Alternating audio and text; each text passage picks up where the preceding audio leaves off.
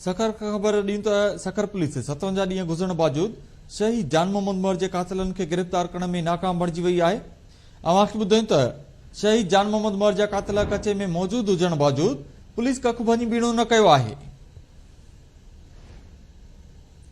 इन हवाले सां वधीक तफ़सीलनि लाइ लाइन ते मौजूद आहे सखर खां अनस गांगरो। जी अनस, तफ़सील ॾिजो।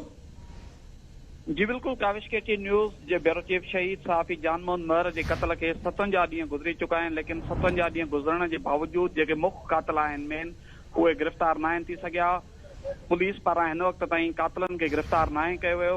शहीद सहाफ़ी जान मोहम्मद महर जे क़त्ल ख़िलाफ़ Pakistan Federal Union of journalist पारां अॼु सखर सिंध समेत सॼे मुल्क में एहतिजाजी मुज़ाहिरा कया वेंदा। 2 वॻे सॼे मुल्क जे प्रेस क्लबनि ते कारा झंडा चाढ़े सहाफ़ियुनि पारां एहतिजाजी रैलियूं कढियूं वेंदियूं, मुज़ाहिरा कया वेंदा ऐं अलामतूं बुख हड़तालूं कयूं वेंदियूं।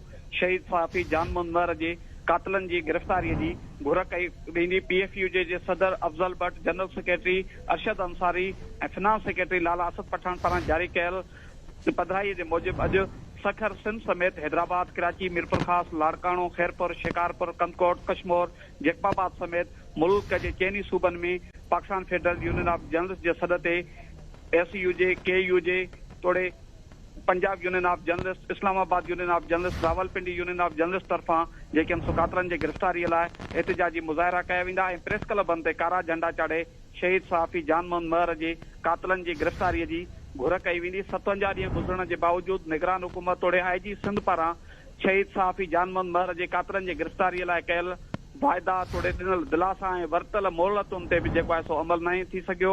शहीद सहाफ़ीअ जा वारिस तोड़े सहाफ़ी पुलिस ऐं निगरान हुकूमत जे अमल मां सख़्त मायूस आहिनि। अॼु 2 वॻे सखर सिंध समेत सॼे सिंध तोड़े मुल्क में एहतिजाजी मुज़ाहिरा कया वेंदा। जी, वॾी महिरबानी अपडेट करण लाइ अनस गांगरो।